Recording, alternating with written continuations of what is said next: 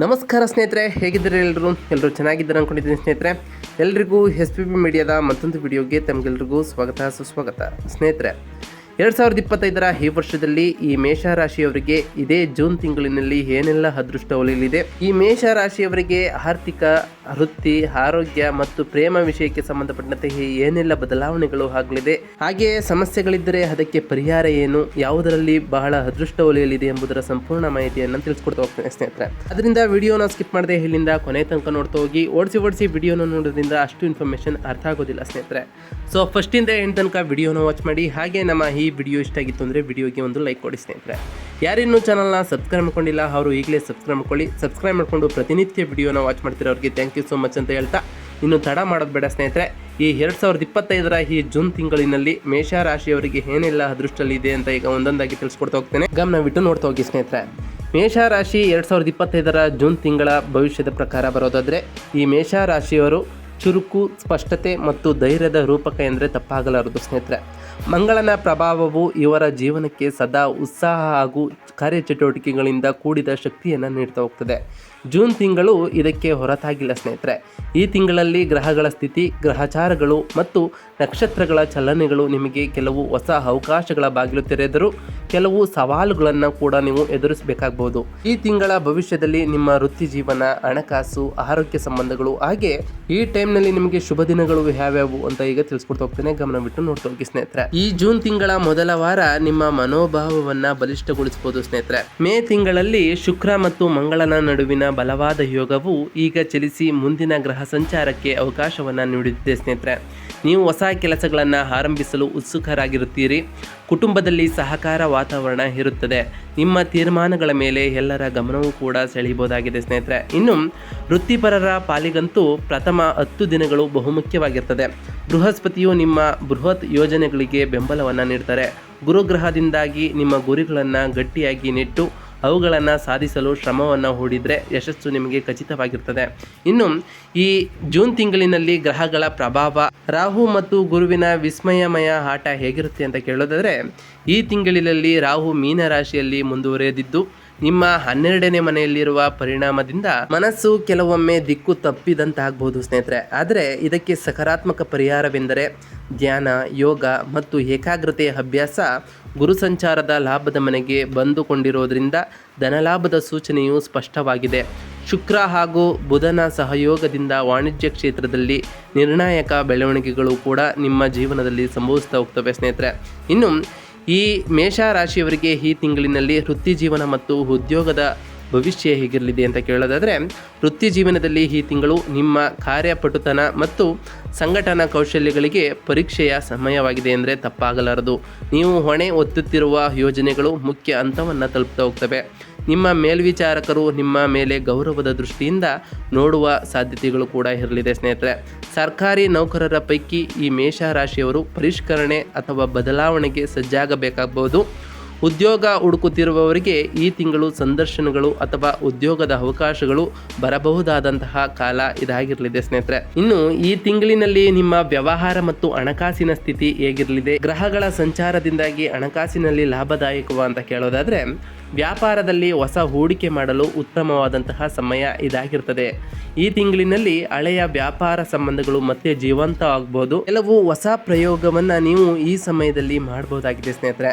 ಹಣಕಾಸಿನ ಹಂಚಿಕೆ ಸರಿಯಾದ ರೀತಿಯಲ್ಲಿ ಮಾಡುವುದು ಅಗತ್ಯವಿರುತ್ತದೆ. ಖರ್ಚುಗಳಿಗೆ ನಿಯಂತ್ರಣ ನಿಮ್ಮಲ್ಲಿ ಇರಬೇಕಾಗಿರ್ತದೆ ಸ್ನೇಹಿತರೆ.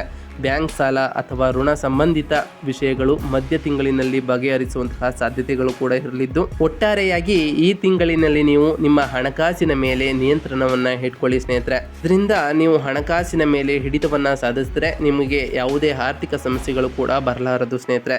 ಇನ್ನು ಮೇಷರಾಶಿಯವರಿಗೆ ಈ ತಿಂಗಳಿನಲ್ಲಿ ಆರೋಗ್ಯದ ಕಡೆ ಹೇಗೆ ಗಮನವನ್ನು ಕೊಡಬೇಕು, ಆರೋಗ್ಯದ ಸ್ಥಿತಿ ಹೇಗಿರುತ್ತೆ ಅಂತ ಕೇಳೋದಾದರೆ, ಜೂನ್ ತಿಂಗಳಲ್ಲಿ ನಿಮ್ಮ ಆರೋಗ್ಯದ ಮೇಲೆ ಹೆಚ್ಚಿನ ಗಮನದ ಅಗತ್ಯವಿರುತ್ತದೆ. ಮಂಗಳನ ತೀವ್ರ ಚಲನೆಯಿಂದ ಕಣ್ಣುಗಳು, ತಲೆನೋವು ಅಥವಾ ನಿದ್ರೆ ಕೊರತೆಯ ಸಮಸ್ಯೆಗಳು ಉಂಟಾಗಬಹುದು ಸ್ನೇಹಿತರೆ. ಆಹಾರದಲ್ಲಿ ಶುದ್ಧತೆಯ ಕಡೆ ನೀವು ಹೆಚ್ಚಿನ ಗಮನವನ್ನು ಕೊಡಬೇಕಾಗಿರುತ್ತದೆ. ಉತ್ಸಾಹದ ಕಾರಣದಿಂದ ಅನವಶ್ಯಕ ಶ್ರಮದಿಂದ ದೈಹಿಕ ಶಕ್ತಿಯಿಂದ ಕುಂದು ಬರುವಂತಹ ಸಾಧ್ಯತೆಗಳು ಕೂಡ ಇರಲಿದ್ದು, ದಿನಚರಿಯಲ್ಲಿ ವಿಶ್ರಾಂತಿಗೆ ಸಮಯವನ್ನು ನೀಡಿ. ಯೋಗ ಅಥವಾ ಪ್ರಾಣಾಯಾಮದಂತಹ ಅಭ್ಯಾಸಗಳನ್ನು ಮಾಡಿ ಸ್ನೇಹಿತರೆ. ಇದರಿಂದಾಗಿ ನಿಮ್ಮ ಆರೋಗ್ಯದ ಕಡೆ ಹೆಚ್ಚಿನ ಗಮನವನ್ನು ಕೊಡಬಹುದಾಗಿದೆ. ಹಾಗೆ ನಿಮ್ಮ ಒತ್ತಡವನ್ನು ಕಡಿಮೆಯಾಗಿಸಿಕೊಳ್ಳಿ ಸ್ನೇಹಿತರೆ. ಇನ್ನು ಈ ಜೂನ್ ತಿಂಗಳಿನಲ್ಲಿ ವಿದ್ಯಾರ್ಥಿಗಳ ವಿಷಯಕ್ಕೆ ಬರೋದಾದರೆ, ನಿಮ್ಮ ಶಿಕ್ಷಣದಲ್ಲಿ ಏನೆಲ್ಲ ಗುರಿಗಳನ್ನು ಸಾಧಿಸಲು ಅನುಕೂಲಕರವಾಗಿರಲಿದೆ ಅಂತ ಕೇಳೋದಾದರೆ, ವಿದ್ಯಾರ್ಥಿಗಳಿಗೆ ಈ ತಿಂಗಳು ಗುರಿ ನಿಶ್ಚಯಿಸಲು ಮತ್ತು ಶ್ರಮಪಟ್ಟು ಸಾಧನೆ ಸಾಧಿಸಲು ಈ ತಿಂಗಳು ಸೂಕ್ತವಾಗಿರಲಿದೆ ಸ್ನೇಹಿತರೆ. ಸ್ಪರ್ಧಾತ್ಮಕ ಪರೀಕ್ಷೆಗಳಿಗೆ ತಯಾರಿ ಮಾಡುತ್ತಿರುವಂಥವರು ಹೊಸ ಉತ್ಸಾಹದಿಂದ ಮುಂದುವರಿಯಬಹುದು. ಗುರು ಮತ್ತು ಬುಧನ ಸಹಕಾರದಿಂದ ನೀವು ಕಲಿತ ವಿಷಯಗಳನ್ನು ಸುಲಭವಾಗಿ ಅರ್ಥ ಮಾಡಿಕೊಳ್ಳಲು ಸಾಧ್ಯವಾಗ್ತಾ ಹೋಗ್ತದೆ. ಹಾಗೆಯೇ ಗುರು ಮತ್ತು ಶನಿ ದೇವರ ಬಲದಿಂದಾಗಿ ನಿಮ್ಮ ಸ್ಮರಣ ಶಕ್ತಿಯು ಕೂಡ ಇಂಪ್ರೂವ್ ಆಗ್ತಾ ಹೋಗ್ತದೆ. ಸಂಶೋಧನಾ ವಿದ್ಯಾರ್ಥಿಗಳಿಗೆ ಇದು ಉತ್ತಮವಾದಂತಹ ಸಮಯವಾಗಿರಲಿದ್ದು, ಈ ಸಮಯದಲ್ಲಿ ನೀವು ಉತ್ತಮ ಭವಿಷ್ಯವನ್ನು ಕಾಣಲಿದ್ದೀರಿ ಸ್ನೇಹಿತರೆ. ಆದರೆ ಈ ಸಮಯದಲ್ಲಿ ನೀವು ಶಿಸ್ತಿನಿಂದ ಇದ್ದು ಸಮಯ ಪರಿಪಾಲನೆಯನ್ನು ಮಾಡಿದ್ದೇ ಆದರೆ ನಿಮ್ಮ ಓದಿನಲ್ಲಿ ಯಶಸ್ಸನ್ನು ಕಾಣ್ತಾ ಹೋಗ್ತೀರಿ. ಹಾಗೆ ಹೊಸ ಹೊಸ ಕೌಶಲ್ಯಗಳನ್ನು ವೃದ್ಧಿ ಮಾಡಿಕೊಳ್ಳಲು ಕೂಡ ಇದು ಒಳ್ಳೆಯ ಸಮಯವಾಗಿರಲಿದೆ ಸ್ನೇಹಿತರೆ. ಇನ್ನು ಈ ಮೇಷರಾಶಿಗೆ ಸಂಬಂಧಪಟ್ಟಂತಹ ಜನರಿಗೆ ಪ್ರೇಮ, ವಿವಾಹ ಮತ್ತು ಕುಟುಂಬ ಜೀವನ ಹೇಗಿರಲಿದೆ, ಈ ತಿಂಗಳಿನಲ್ಲಿ ಈ ವಿಷಯಕ್ಕೆ ಸಂಬಂಧಪಟ್ಟಂತಹ ಏನಾದರೂ ಪ್ರಾಬ್ಲಮ್ಗಳು ಇದೆಯಾ ಅಂತ ಕೇಳೋದಾದರೆ, ಪ್ರೇಮ ಸಂಬಂಧಗಳು ಗಂಭೀರವಾಗುವಂತಹ ಸೂಚನೆಗಳು ಕಂಡು ಬರ್ತಿದೆ ಸ್ನೇಹಿತರೆ. ತಮ್ಮ ಭಾವನೆಗಳನ್ನು ಸ್ಪಷ್ಟವಾಗಿ ಹೇಳುವ ಮೂಲಕ ನಿಮ್ಮ ಸಂಬಂಧವನ್ನು ಮತ್ತಷ್ಟು ಬಲಪಡಿಸಬಹುದಾಗಿದೆ. ವಿವಾಹಿತ ದಂಪತಿಗಳಿಗೆ ಮಧ್ಯಮ ಸಮಯವಾಗಿರ್ತದೆ. ಸಂವಹನದ ಕೊರತೆಯಿಂದ ಸ್ವಲ್ಪ ಅಸಮಾಧಾನ ಉಂಟಾಗಬಹುದು, ಆದರೆ ಅದು ಯಾವಾಗಲೂ ಕೂಡ ಇರಲ್ಲ ಸ್ನೇಹಿತರೆ. ಕುಟುಂಬದ ಸದಸ್ಯರೊಂದಿಗೆ ಕಳೆದ ಸಮಯದಿಂದ ಸಂತೋಷವೂ ಕೂಡ ನಿಮಗೆ ದಕ್ತಾ ಹೋಗ್ತದೆ. ಪೋಷಕರ ಆಶೀರ್ವಾದವು ಈ ತಿಂಗಳಲ್ಲಿ ನಿಮ್ಮನ್ನು ಹೆಚ್ಚು ಶಕ್ತಿಶಾಲಿಯಾಗಿ ಮಾಡ್ತಾ ಹೋಗ್ತದೆ ಸ್ನೇಹಿತರೆ. ಪೋಷಕರ ಸಂಪೂರ್ಣ ಬೆಂಬಲ ದೊರಕುವುದರ ಜೊತೆಗೆ ನೀವು ಪ್ರತಿಯೊಂದು ಕಾರ್ಯದಲ್ಲೂ ಕುಟುಂಬ ಸಂಬಂಧದಲ್ಲಿ ಯಾವುದೇ ರೀತಿಯ ಪ್ರಾಬ್ಲಮ್ಗಳನ್ನು ಕಾಣೋದಿಲ್ಲ ಸ್ನೇಹಿತರೆ. ಇನ್ನು ಈ ಜೂನ್ ತಿಂಗಳಿನಲ್ಲಿ ನೀವು ಮಾಡಬೇಕಾದಂತಹ ಪರಿಹಾರಗಳೇನು ಅಂತ ಕೇಳೋದಾದರೆ, ಪ್ರತಿ ಮಂಗಳವಾರದಂದು ಆ ದುರ್ಗೆ ದೇವಿಯ ಪೂಜೆಯನ್ನು ಮಾಡಿ ಸ್ನೇಹಿತರೆ.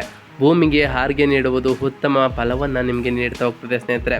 ನೀವು ಈ ಟೈಮ್ನಲ್ಲಿ ಮಾಡಬೇಕಾದಂತಹ ಜಪ ಏನು ಅಂತ ಕೇಳೋದಾದರೆ, ಓಂ ಅಂಗಾರಕಾಯ ನಮಃ ಎಂಬ ಮಂತ್ರವನ್ನು ಪ್ರತಿದಿನ 108 ಬಾರಿ ಜಪಿಸೋದ್ರಿಂದ ಶುಭ ಫಲಗಳನ್ನು ನೀವು ಪಡೆಯಬಹುದಾಗಿದೆ ಸ್ನೇಹಿತರೆ. ಇನ್ನು ಕೆಂಪು ಬಟ್ಟೆ ಧರಿಸುವುದು ಈ ತಿಂಗಳಿನಲ್ಲಿ ಬಹಳ ಶುಭವಾಗಿರಲಿದೆ. ಶಕ್ತಿಯ ಹಕ್ಕಿ ಅಥವಾ ಶ್ವಾನಗಳಿಗೆ ಆಹಾರ ನೀಡುವುದರಿಂದ ನಿಮ್ಮ ಪಾಪದ ಪರಿಹಾರವಾಗ್ತಾ ಹೋಗ್ತದೆ ಸ್ನೇಹಿತರೆ. ಇನ್ನು ಈ ಜೂನ್ ತಿಂಗಳಿನಲ್ಲಿ ಈ ಮೇಷರಾಶಿಯವರಿಗೆ ಶುಭ ದಿನಗಳು ಯಾವುವು, ಹಾಗೆ ಶುಭ ಸಂಖ್ಯೆ ಯಾವುದು, ಶುಭ ಬಣ್ಣ ಮತ್ತು ದಿಕ್ಕು ಯಾವುದು ಅಂತ ತಿಳಿಸ್ಕೊಡ್ತಾ ಹೋಗ್ತೇನೆ. ಗಮನ ಬಿಟ್ಟು ನೋಡ್ತಾ ಹೋಗಿ ಸ್ನೇಹಿತರೆ. ಶುಭ ದಿನಗಳ ಪೈಕಿಯಲ್ಲಿ ಜೂನ್ 3, 7, 12, 18, 26 ಶುಭ ದಿನಗಳಾಗಿವೆ ಸ್ನೇಹಿತರೆ. ಇನ್ನು ಜಾಗರೂಕತೆಯಿಂದ ಇರಬೇಕಾದಂತಹ ದಿನಗಳು ಜೂನ್ 16, 27 ದಿನದಂದು ನೀವು ಬಹಳ ಜಾಗರೂಕರಾಗಿ ಇರಬೇಕಾಗಿರ್ತದೆ ಸ್ನೇಹಿತರೆ. ಇನ್ನು ನಿಮಗೆ ಈ ತಿಂಗಳಿನ ಶುಭ ಬಣ್ಣ ಯಾವುದು ಅಂತ ಕೇಳೋದಾದರೆ, ಕೆಂಪು ಮತ್ತು ಕಿತ್ತಳೆ ಈ ರಾಶಿಯವರಿಗೆ ಬಹಳ ಶುಭವನ್ನು ನೀಡ್ತಾ ಹೋಗ್ತದೆ. ಅದು ಈ ತಿಂಗಳಿನಲ್ಲಿ ಉತ್ತಮವಾಗಿರಲಿದೆ ಸ್ನೇಹಿತರೆ. ಇನ್ನು ಈ ರಾಶಿಯವರಿಗೆ ಶುಭ ಸಂಖ್ಯೆ 9, 3, 5 ಶುಭ ಸಂಖ್ಯೆಗಳು ಆಗಿರ್ತವೆ ಸ್ನೇಹಿತರೆ. ಶುಭ ದಿಕ್ಕು ಪೂರ್ವವಾಗಿರ್ತದೆ ಸ್ನೇಹಿತರೆ. ಒಟ್ಟಾರೆಯಾಗಿ ಈ ಜೂನ್ ತಿಂಗಳಿನಲ್ಲಿ ಈ ಮೇಷರಾಶಿಯವರು ಸವಾಲು ಮತ್ತು ಅವಕಾಶಗಳ ಸಂಕಲನವಾಗಿರುತ್ತೆ ಸ್ನೇಹಿತರೆ. ಈ ಸಮಯವು ನಿಮಗೆ ಆಗದ ಕೆಲಸಕ್ಕೆ ಕೈ ಹಾಕಿ ಪ್ರಯತ್ನಿಸಿ ಸಾಧನೆ ಸಾಧಿಸುವಂತಹ ಸಮಯವಾಗಿರ್ತದೆ ಸ್ನೇಹಿತರೆ. ಗ್ರಹಚಾರಗಳ ಶಕ್ತಿಯನ್ನು ಸರಿಯಾಗಿ ಉಪಯೋಗಿಸಿಕೊಂಡ್ರೆ ನಿಮ್ಮ ವೃತ್ತಿ ಜೀವನ ಹಾಗೂ ಆರ್ಥಿಕವಾಗಿ ಮುನ್ನಡೆಯಲು ಬಹುಮಾನ ಸಿಕ್ಕುವಂತಾಗ್ತಾ ಹೋಗ್ತದೆ ಸ್ನೇಹಿತರೆ. ಆರೋಗ್ಯದ ಮೇಲೆ ಬಹಳ ಜಾಗರೂಕರಾಗಿ ಇರಿ. ಸಂಬಂಧಗಳನ್ನು ಸಂರಕ್ಷಿಸಿಕೊಳ್ಳಿ ಸ್ನೇಹಿತರೆ. ದೇವಾರಾಧನೆ, ಧ್ಯಾನ ಮತ್ತು ಉತ್ತಮ ಆಚಾರಗಳಿಂದ ಈ ತಿಂಗಳು ನೀವು ಹೆಚ್ಚಿನ ಶಕ್ತಿಯನ್ನು ಹೆಚ್ಚಿಸ್ಕೊಳ್ಬೇಕಾಗಿದೆ ಸ್ನೇಹಿತರೆ. ನಾವು ತಿಳಿಸ್ಕೊಟ್ಟಿರುವಂತಹ ಈ ಸರಳ ಪರಿಹಾರಗಳನ್ನು ನೀವು ಮಾಡಿದ್ದೇ ಆದರೆ ನಿಮ್ಮ ಜೀವನದಲ್ಲಿ ಸಾಕಷ್ಟು ಬದಲಾವಣೆಯನ್ನು ಕಾಣುವುದರ ಜೊತೆಗೆ ನಿಮ್ಮ ಮನೆಯಲ್ಲಿ ಸಂತೋಷದ ವಾತಾವರಣ ಕೂಡ ಇರ್ತದೆ ಸ್ನೇಹಿತರೆ. ಇದಾಗಿತ್ತು ಇವತ್ತಿನ ಒಂದು ವಿಡಿಯೋ ಸ್ನೇಹಿತರೆ. ವಿಡಿಯೋ ಇಷ್ಟ ಆಗಿತ್ತು ಅಂದರೆ ವಿಡಿಯೋಗೆ ಒಂದು ಲೈಕ್ ಕೊಡಿ. ಯಾರಿನ್ನೂ ಚಾನಲ್ನ ಸಬ್ಸ್ಕ್ರೈಬ್ ಮಾಡ್ಕೊಂಡಿಲ್ಲ ಅವರು ಈಗಲೇ ಸಬ್ಸ್ಕ್ರೈಬ್ ಮಾಡ್ಕೊಳ್ಳಿ ಸ್ನೇಹಿತರೆ. ಸಬ್ಸ್ಕ್ರೈಬ್ ಮಾಡ್ಕೊಂಡು ಪ್ರತಿನಿತ್ಯ ವಿಡಿಯೋನ ವಾಚ್ ಮಾಡ್ತಿರೋರಿಗೆ ಥ್ಯಾಂಕ್ ಯು ಸೋ ಮಚ್ ಅಂತ ಹೇಳ್ತಾ, ಹಾಗೆ ಕಮೆಂಟ್ನಲ್ಲಿ ಓಂ ಅಂಗಾರಕಾಯ ನಮಃ ಎಂಬ ಮಂತ್ರವನ್ನು ಕಮೆಂಟ್ ಮಾಡಿ ಸ್ನೇಹಿತರೆ. ಆ ಮಂಗಳ ದೇವ ನಿಮಗೆ ಸಕಲ ಕಾರ್ಯಗಳಲ್ಲಿ ಮಂಗಳವನ್ನು ಉಂಟು ಮಾಡಲಿ. ನೀವು ಅಂದುಕೊಂಡಿರುವಂತಹ ಎಲ್ಲ ಕಾರ್ಯಗಳಲ್ಲಿ ಯಶಸ್ಸನ್ನು ಕಾಣ್ತಾ ಹೋಗಿ ಅಂತ ದೇವರಲ್ಲಿ ಕೇಳ್ಕೊಳ್ತಾ ಇವತ್ತಿನ ಒಂದು ವಿಡಿಯೋನ ಮುಗಿಸ್ತಿದ್ದೀನಿ ಸ್ನೇಹಿತರೆ. ಸಿಗ್ತೀನಿ ಮತ್ತೊಂದು ವಿಡಿಯೋದೊಂದಿಗೆ. Thank you for watching.